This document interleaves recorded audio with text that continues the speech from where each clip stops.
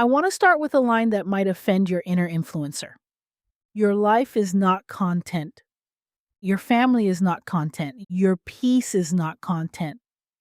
And if you cannot be present without thinking about what will perform, something is off. Let me frame this clearly. This episode is not about never posting anything. This is about the moment your life stops being lived and starts being managed for visibility. Because there is a difference between sharing and commercializing. Here is what commercializing your life looks like. You go to dinner and you are not tasting the food first. You are thinking about the photo. You take your kids somewhere fun and you are not watching their faces. You are watching your angles. You have a sweet moment with your spouse, and instead of letting it be sacred, you start thinking, this would make a good post. That is not connection. That is extraction. You are pulling from your life to feed a machine that is never full. I know this because it became real for me. Back in my mid to late 20s and into my early 30s, I felt that temptation. Post everything, show everything, let people into everything. It was not always intimate details. It was just constant. My kids, my marriage, my home, what we were doing, where we were going.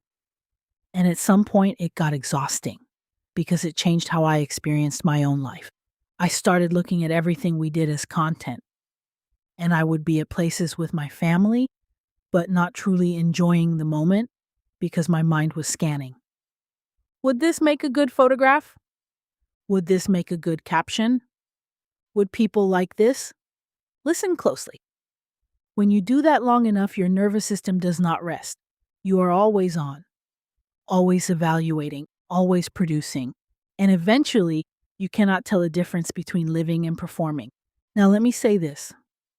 The world will call that building your brand. But I am going to call it what it is. It is turning your life into inventory.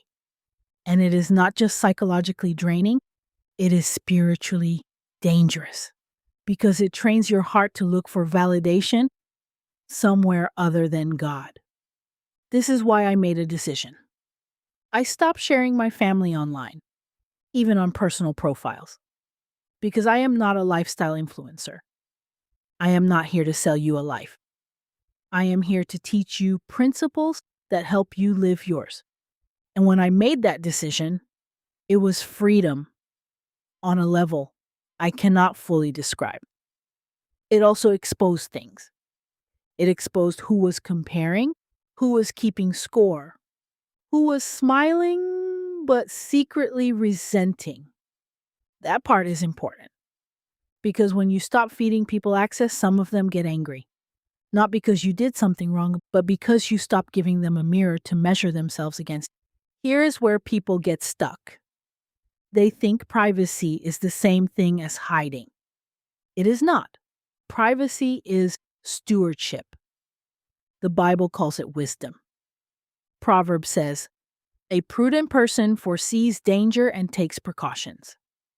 That means you do not hand everyone a front row seat to your life and then act shocked when they treat it like entertainment. And scripture also says something else that cuts deeper. Don't copy the behavior and customs of this world, but let God transform you into a new person by changing the way you think. That is Romans 12:2 in the NLT. If the culture says, document everything so you can be seen, but God is calling you to be transformed, you are going to have to choose. Because commercializing your life is not just about photos, it is about formation. Who is discipling your mind? What is shaping your identity? What is training your attention? And I want to be very clear. Some of you are not burned out from doing too much. You are burned out from being watched. Even if the watching is imaginary. Even if it is just the pressure you feel to keep people updated so they do not forget you. Your calling does not require constant proof of life. Your obedience does not need an audience. And your home does not exist to validate someone else's insecurities.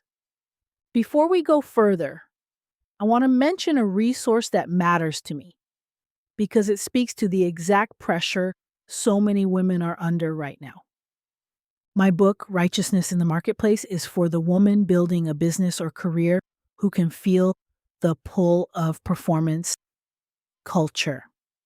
It is about integrity, identity, and refusing to compromise your soul just to look successful. If you feel pressure to prove, strive, or shape yourself into something marketable just to keep momentum, this will ground you. It is available in print as an ebook on Amazon, Barnes & Noble, Apple Books, and wherever books are sold. For a full list of retailers, go to fayjoneslive.com/RIM. Now back to it. If you want to stop commercializing your life, you need a simple internal standard. Ask yourself, am I sharing this because it serves people or because I need to be seen? Am I posting this because it aligns with my assignment or because I feel anxious when I am quiet? Am I documenting this moment because it is meaningful or because I cannot enjoy it unless others witness it? And here's the question that really exposes it.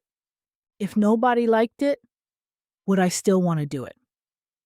That question will sober you up fast because it forces you to separate purpose from applause. I want to give you language for your next boundary. You can say, my life is mine. You can say, this moment is sacred. You can say, my family is not a marketing strategy.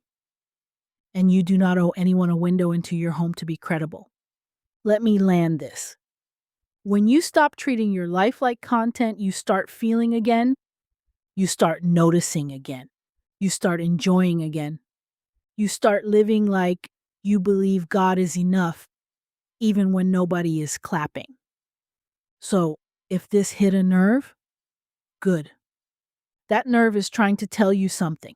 Your soul wants its life back. Thank you for listening. You can listen to this podcast on my website, Apple Podcasts, Amazon Music, or Spotify. Follow or subscribe so you do not miss the next episode. And if this helped you, leave a review. Reviews help the podcast grow and help the right women find it when they need it most.